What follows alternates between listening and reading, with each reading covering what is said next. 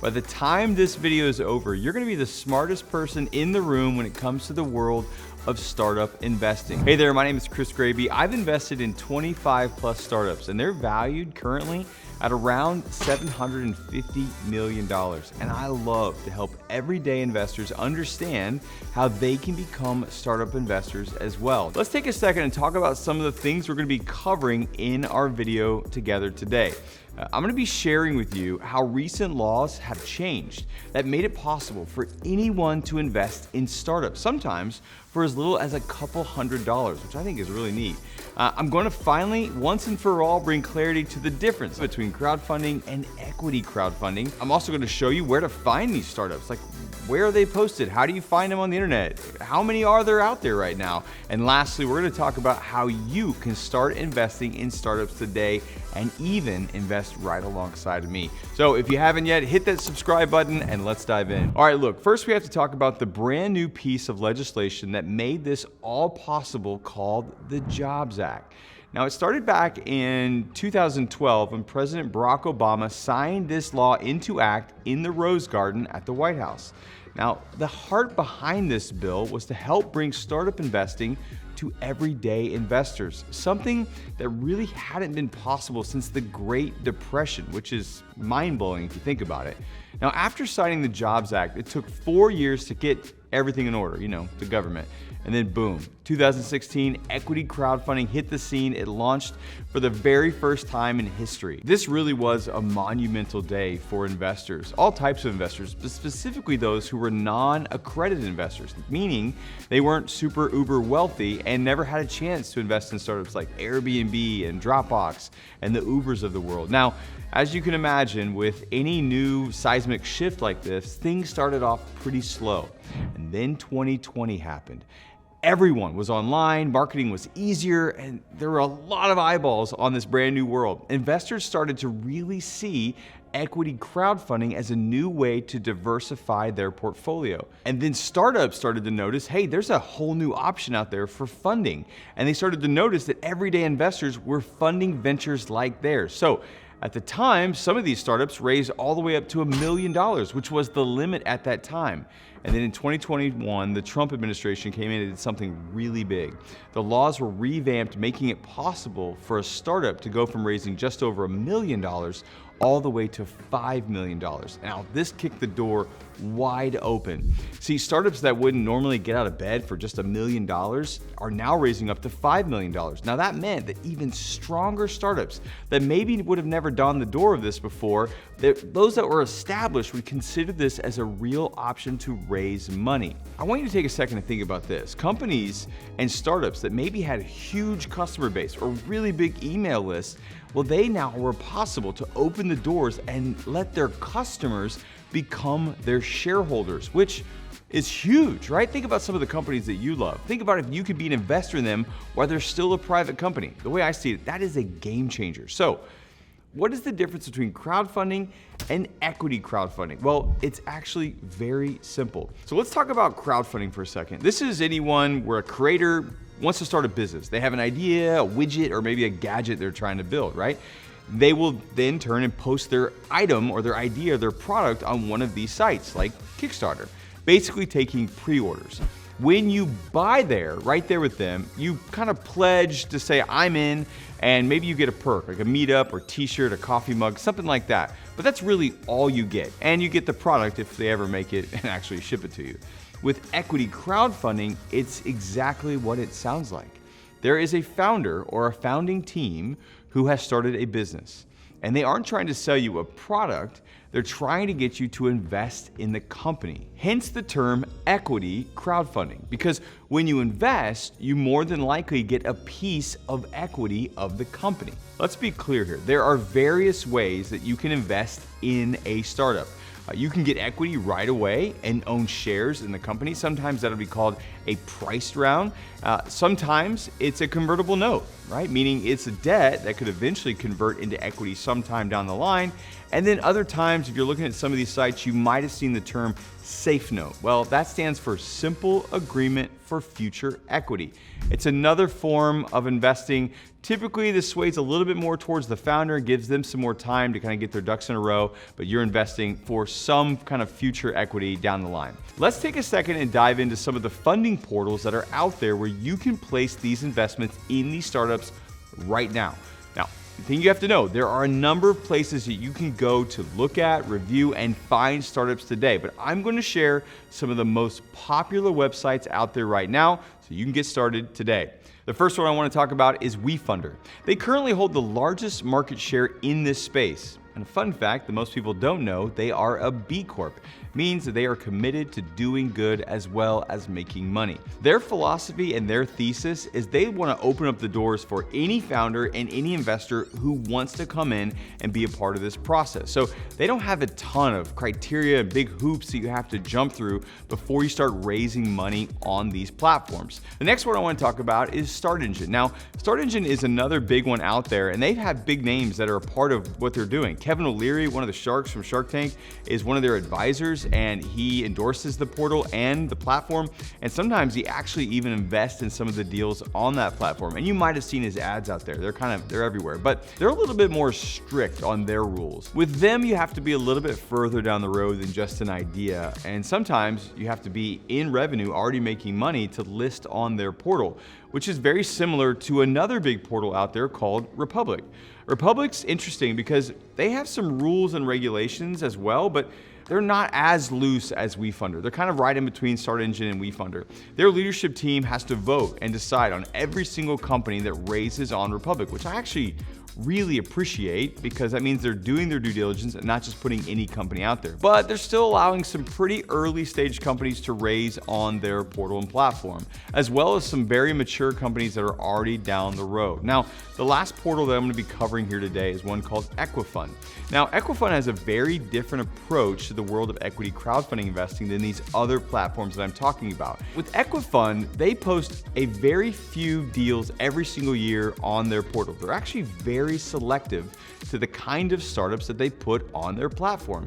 You may see in a given year, maybe they do 4, 5, maybe 6 deals, where WeFunder will do hundreds in a given year, maybe even thousands depending on the number of startups that want to raise on their portal and platform. And again, every portal's different. You're gonna find the one that works best for you, and there's great deals on all of them. So there you have it. That's the high-level overview on some of the bigger portals and platforms inside the world of equity crowdfunding. Now, one more important thing to note about the different portals. Each portal has their own criteria, like I mentioned, when it comes to doing due diligence.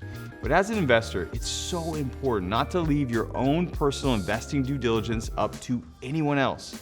You always have to make sure that you do your own homework and you do your own due diligence before investing. One important red flag that I want to make sure you hear me say, it is so important that you and I remember as investors in these companies that are raising on the WeFunders, the StartEngines, and the Republics, and all of the other portals out there. There's tons that I haven't even mentioned yet. The people building the investing pages, the campaign pages that they're called, these are usually the companies themselves. So what does that mean? Well, it means that they're shooting their own videos. They're telling their own story. They're creating the pitch deck and all of the information that you're going to be seeing that they're telling you so that you could potentially invest. So basically, they're in charge of telling their own story, which is something you kind of have to make sure you're aware of when you're looking at these sites, right? Everyone's going to put their best foot forward, but this does not mean that these are necessarily bad stories or that these startups are telling you some sort of lies. But the thing you have to realize is that what are they going to do? They're going to frame this narrative and say it in the best way possible and favorable for them to make investors get excited about wanting to be a part of it. And that's not bad, right? But you have to do your diligence, like I said. Now, the good news is sometimes these portals, most of these portals will do some sort of review on the campaign page to make sure the information lines up and ultimately at the end of the day that they are compliant. Because look, the SEC is involved and that's a really good thing. We want everyone having eyes on it so that when the investor jumps in, they know what they're looking at. Look, I've seen thousands of campaign pages and some that look very compelling and tell an unbelievable story. But when I dove into the numbers and I pulled back the curtain, behind it was just a really good marketer and not a great company at all. So just make sure you do your diligence and do your homework. It's just so important that you can feel confident before you make an investment. Hey, if you're already getting value from this video but want to take a deeper dive, grab my brand new book, The Angel Advantage. It's my startup investing playbook and it's just $7 for a limited time. It's packed with proven strategies to spot the next breakout startup before anyone else. All you have to do is hit the link in the description below to grab your copy. All right, that being said, let's dive back into the video. All right, now one of the biggest questions I get asked all the time is, Chris, who can invest in these startups? Well, the answer is simple. Anyone. Well, anyone that's over the age of 18 can invest in these startups using equity crowdfunding. Now, it doesn't matter how much money you make, right? Which I think is super cool, especially with the new law changes. Now, I need to say this, there are a couple provinces in Canada that basically don't allow their residents to invest, but most of the US and most parts of the world can actually use this vehicle and jump into the world of equity crowdfunding. The best way to find out if you're eligible to do this, go to one of those sites that I mentioned, go try and place an investment, put your name in, just walk through the street. You're not gonna get to all the way to the end. Just put your information in and boom, the portal's gonna tell you if there's something with your province or your country or wherever you are that you can or cannot invest in that startup. So that's an easy way to find out if the laws apply to you where you live. All right, let's dive into the world of accredited versus non-accredited investors. Now, I mentioned non-accredited investors earlier. Let's dive into what this means. First, let's talk about what it means to be an accredited investor. There's some certain stipulations and numbers that the government puts in place here in the United States to deem someone an accredited investor. Now, like I said earlier, before these laws were enacted, accredited investors were the only ones that could actually invest in early stage startups. So let's take a second and break down the actual numbers that make you qualify to be an accredited investor.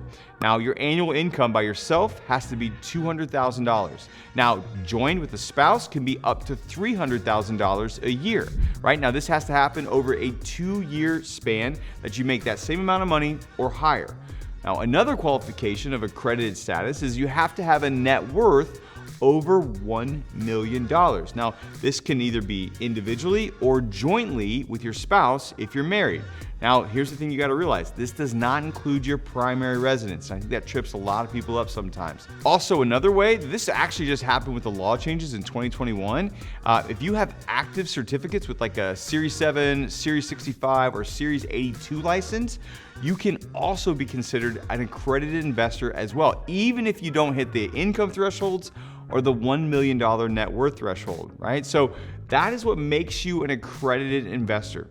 But let's take a second and talk about who is declared a non-accredited investor. Basically, if you don't qualify to be an accredited investor, well, you're classified as a non-accredited investor. Pretty easy, right? Now, if that's you, that's not a bad thing. It's just all how the law shakes out. And one thing that you need to know is that there are limits or amounts that you can actually invest per calendar year based on your specific income and your net worth. So if you're an accredited investor, you can invest as much as you want. The government clearly thinks you have plenty of money and you're a responsible adult and you can invest all you want. Now, if you're a non-accredited investor, like I said, it's based on your annual income. So before you place an investment on any of these portals I talked about, WeFunder, Start Engine, Republic, all of them, they're gonna ask you a few qualifying questions. And this is gonna determine the amount that you're allowed to invest over a calendar year. It always resets at the first of the year. Now, this is something really important that you need to know. No one is going to verify this information. It's really on you to know and report your own personal financial situation. So if you show up to Republic or Start Engine, no one's gonna say, hey, can you prove to us that your net worth is this much and you make this much money? No one's gonna ask you that question. It's basically one of the biggest honor systems I've seen in my life, or at least while I record this right now, it's the case. Now, nobody knows your financial situation better than you. Maybe you go and you sign up and your net worth is not over $1 million, right? But then something happens. Maybe You go and you make more than that. Maybe you make $300,000 annually with your spouse. You have a great year. And you want to go back to that portal and platform, and you can change your information. You can change your status any day. If something changes, you can say, hey, now my net worth is more than $1 million, or I make more money, and you can be deemed an accredited investor, and the limits will be taken off for you. Maybe you sold the business and had a big return of money, and now your accredited status have changed. No matter what happens, you can go back to that portal, no matter what happens, and you can insert your new information, and you can get that accredited status. Now, the last thing that I want to cover is how much can you invest in a startup? One of the biggest questions I often get asked. Typically what happens is when you show up and you find a startup that you want to invest in, usually the lowest amount a founder is willing to take in, and that even a portal allows, is around $100. I've seen startups that have set the limits at $1,000 or $2,000 or $500. It's kind of all depends on what the founder and the founding team decides and what they think the audience will invest into their startup. So let me just say this, investing $100 into any startup is not a bad thing. It's a great way to start learning this space and get a feel how it works. But as a long-term strategy, investing $100 here and $100 there, I wouldn't call that a really great strategy to see life-changing returns. But I do think it's great for like a crawl, walk, run approach in the very beginning and a way for you to get comfortable with the sector. Also, another great way to learn about a startup and the space is ask the startup questions about their company and their mission on their campaign page. This is one of my favorite things about the world of equity crowdfunding. You get direct access to these founders. And this is a great way to see if they handle investor questions like with respect and humbly. And that means if they're gonna do that, then they're more than likely gonna handle your capital and investment well. So it's always something I look at. Now, look, I hope this has been helpful for you. As you can see, I love this new world of investing, and I think it's gonna be another route for everyday investors to build generational wealth. But I also wanna say this, it's extremely risky. You gotta know this. It's early, and it's a very risky stage. Startup investing is risky. Now, investing in early stage startups is probably one of the riskiest places you could actually park your money. And it's important for me to make sure you hear that. So do yourself a favor when you go look at these different portals and platforms. Please make sure that you do your research, you do your homework, because I wanna make sure that you feel confident before you step into any startup deal or any investment that you jump into. Deal? Okay, deal. I hope you enjoyed this video on all things crowdfunding. If you want to see another video that's going to really help you on your investing journey, check this out.